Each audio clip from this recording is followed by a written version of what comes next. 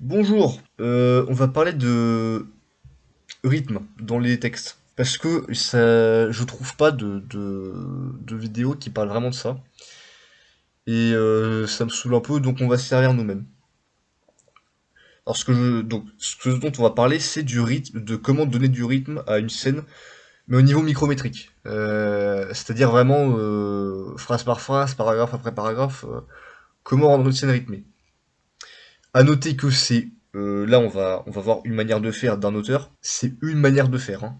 Il y a plein de façons différentes de donner du rythme à son texte, mais lui, bon là je le trouvais efficace et je trouvais que c'était un exemple pertinent. Donc on va en parler un petit peu. Le livre dont on a pris l'extrait, c'est Le vieux qui ne voulait pas fêter son anniversaire de Jonas Jonasson, un Suédois, d'où les noms un petit peu olé olé, alambiqué on dit. Voilà. La légende pour les couleurs est là. Et donc, on va s'attaquer un petit peu à ça, on va décortiquer un petit peu, on va faire comme les professeurs de français chiants, là, au lycée. On va décortiquer phrase après phrase et dire pourquoi, en fait, le sens de la vie se cache dans le deuxième paragraphe, là. Bon. Mais, non, mais pour de vrai, c'est assez intéressant à voir. Oui, pardon, oui, j'ai oublié de préciser, putain. C'est une vidéo qui s'adresse aux gens qui veulent écrire, aux écrivains amateurs, etc. Voilà. Bah, dont je fais partie. Voilà, si ça peut donner des idées, voilà. Donc le contexte de la scène. Julius et Alan sont deux vieux. Ils ont tué un criminel par accident et ils doivent cacher son cadavre. Et donc là, ils sont sur la moto d'un des vieux qui s'appelle Julius et ils veulent trouver un endroit pour le cacher le cadavre. La scène, en termes de rythme, là, si on parle en termes de rythme un petit peu plus macrométrique, on veut pas que la scène s'éternise parce que la cavale doit reprendre et que voilà, on veut pas trop traîner ici. Mais en même temps, on veut y passer un petit peu de temps parce qu'on peut pas juste dire qu'ils ont caché le cadavre dans une ellipse, c'est un peu con. Enfin, on pourrait, mais dans l'esprit du bouquin, ça marche pas trop. Donc, on en est là. Et lui, l'auteur là, plutôt que d'y passer trois quatre pages, il va y passer une seule page. Et ça va être bien fait. Donc on va voir comment il fait. Donc il commence par de l'action avec trois niveaux de détail différents. Donc ce que j'ai appelé le niveau de détail, c'est à quel point ça nous rapproche de la scène et des personnages, physiquement et temporellement. Donc au début, pendant ce temps-là, Julius, Alan et le cadavre roulaient vers la forêt du Södermanland, donc ils sont sur une moto, une résine. Donc là, on sait vaguement qu'ils sont, on les imagine, donc on les imagine rouler vers une forêt, mais on est loin de la scène, quoi. Et on sait même pas vraiment quand c'est non plus, voilà. Donc on n'a pas vraiment d'idée d'espace et de temps à part qu'ils vont vers une forêt. Donc niveau de détail 1, très large. Niveau de détail 2, ensuite, en approchant de Vidkar, ils ont la malchance de tomber sur un paysan que Julius connaissait de vue. Donc là déjà, on sait qu'ils approchent de Vidkar, ce qu'on imagine être un village, et qu'ils tombent sur un paysan. Donc là, on voit le paysan, on voit la route. Déjà là, on est plutôt placé sur le bord de la route. Et on a une idée plus précise de leur passage. Ensuite, niveau de détail 3, le paysan regarde pousser ses céréales quand notre trio passe après de lui sur la draisine. Donc là, c'est carrément que la scène nous place du point de vue du paysan. La scène, l'action nous place du point de vue du paysan. Donc là, vraiment, on est le paysan et on les voit passer, on voit la moto passer. On l'imagine même ralentir.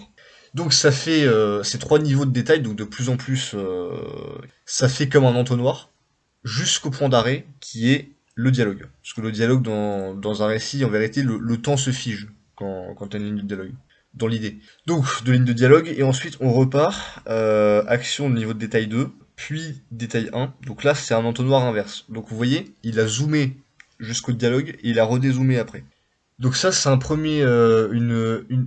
une première technique qu'il utilise et qu'il va réutiliser ici, par exemple, vous voyez, là, il y a trois niveaux de détail pareil, de plus en plus précis, jusqu'au dialogue, point d'arrêt. Après, bon, il y a pas trop d'entonnoir retour, mais voilà, cette technique d'entonnoir, là, il l'utilise plusieurs fois. Ça fonctionne pas trop mal. Ok. Le deuxième truc qu'il fait, c'est que, donc là, on va arrêter de tout décortiquer, mais regardez bien. En fait, si j'ai mis toutes les couleurs, c'est pour qu'on voit qu'il utilise plein de trucs différents. Là, il y a de l'action, il y a du dialogue, de l'action, du dialogue interne. Hein, c'est Julius, voilà. Là, on est dans la tête de Julius. De l'action, du dialogue. Vous voyez, tout ça enchaîné très vite, en quelques phrases, on passe de l'un à l'autre. Une action, une description subjective, puisque vous voyez, il y a le semblé là qui marque la subjectivité de la description. Une action, une description cette fois-ci objective, du dialogue non phrasé. Enfin, je sais pas si ça a un vrai nom. Bref, en gros, c'est du dialogue qui n'est pas explicité par une ligne de dialogue, mais qui est écrit comme ça dans un paragraphe. Et ça te donne aussi ce qui est bien avec cette technique pour écrire les dialogues. Alors déjà, c'est que les dialogues importants, les dialogues pas importants mais nécessaires, ça les résume. Donc on sait pas trop chier. Et ensuite, parce que comme on l'a dit, le dialogue, une ligne de dialogue, c'est un point d'arrêt. Le temps se fige. Donc ça ralentit. En réalité, ça ralentit ta lecture. Alors que là, c'est dans la continuité du paragraphe, en fait, c'est une action. En vérité, c'est une action. C'est une action déguisée. Ce qui fait que dans ta lecture, t'es pas coupé par une ligne de dialogue qui a pas vraiment d'intérêt, enfin, qui est nécessaire, mais qui a pas d'intérêt à être lu. Ensuite, il y a du dialogue interne, deux actions avec des niveaux de détail différents, un autre dialogue phrasé, une petite description de l'ennemi, un peu d'action, et, euh, et puis un dialogue. Une ligne de dialogue. Et voilà, on a caché un cadavre. C'est pas trop mal quand même. Et on a caché un cadavre, et en plus, on s'est pas ennuyé à la lecture, parce que vraiment, ça roule tout seul. Quand tu lis, ça roule vraiment tout seul. Donc, résumons comment il fait. Déjà, sa petite technique en entonnoir, là, qui est pas mal du tout, qui est très intéressante, et puis la succession, l'enchaînement en fait de différents éléments d'écriture, de différents outils. Action, dialogue interne, action, description subjective, action, description objective, dialogue interne, etc. Dialogue non phrasé, voilà. Donc en fait, vraiment, tu t'ennuies pas, il n'y a pas de description trop longue. Parce que justement, bon là, c'est les couleurs, je suis désolé, hein, vraiment, j'ai bricolé ça. Mais là, vous voyez, bon attendez, mettre pause d'enregistrement là. Ouais, c'est mieux quand les couleurs elles sont bien faites. Donc là, on a la même scène, mais sans les éléments qu'on pourrait considérer comme inutiles. Donc là, c'est pour montrer qu'en fait, sa scène là, il l'a bien équilibré. Il a mis les éléments superflus qu'il faut dans la quantité qu'il faut. Il a bien dosé. Parce que là, vous voyez, donc faites pause si vous voulez lire, mais en enlevant tous les passages inutiles, on se retrouve avec une scène, enfin inutile entre guillemets, on se retrouve avec une scène qui est très fade en fait. Là, on voit rien. Là, Julius il roule vers la forêt, il tombe sur un paysan, deux lignes de dialogue, ils s'en aillent, ils s'en vont, pardon. Un peu de dialogue, ils sont à l'entrée de la zone, ils descendent la résine, et ensuite t'as une succession d'actions. Là, t'as juste une succession d'actions. Et ok, ils ont caché le cadavre, ok. Mais est-ce que vraiment, là, t'as ressenti quelque chose? Et là, parce qu'à partir de là, t'as que juste une suite d'actions qui, bon, c'est pas très intéressant quoi. Alors que ici, il a rajouté ce qu'il faut, quelques petites descriptions, un petit peu de dialogue interne, un petit peu plus de dialogue non phrasé, etc. Et là, en fait, la scène est beaucoup plus vivante. Elle a beaucoup plus de vitalité. Pas de vitalité, mais de volume. Non, pas de volume non plus. Bon, vous avez compris. C'est là, on sent vraiment on est dedans. Voilà, on est dedans. Là, on n'est pas dedans. Là, on est à l'extérieur. Là, on lit un compte rendu. Là, on lit un compte rendu on lit un compte rendu de chantier. Non, un compte rendu de la police là. Voilà. Le suspect A a fait ça, ensuite il a fait ça, le suspect B a fait ça. Voilà. C'est vraiment c'est l'esprit. À l'inverse, vous voyez ici, alors on a repris la même scène, mais cette fois-ci on a rajouté des éléments. Alors, bon, c'est pas tout à fait, voilà. J'ai fait de mon mieux pour que ce soit à peu près dans l'esprit du bouquin, les petits trucs que j'ai rajoutés, dans le ton, quoi, sur le même ton. Euh, et vous voyez que là, pareil, faites pause.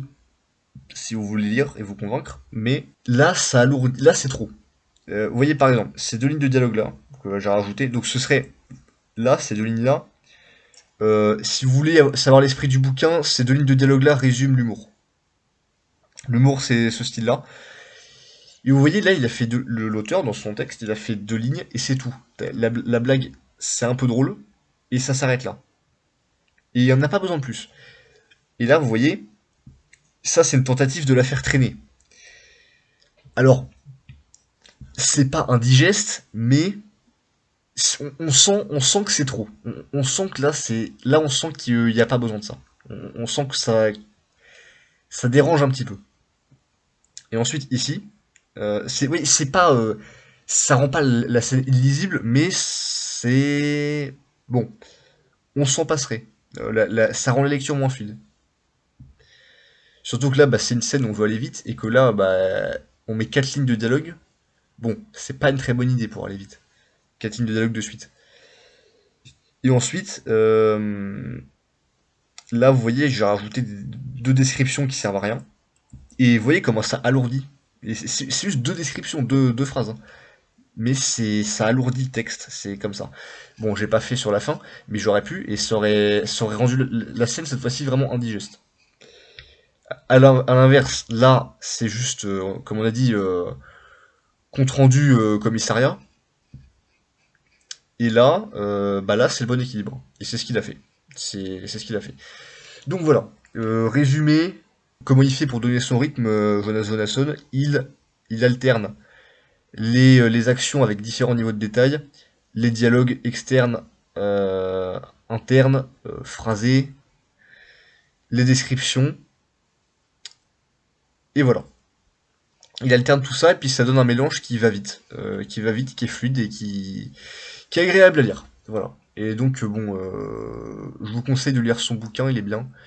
Et voilà, c'est tout pour moi. Salut à tous.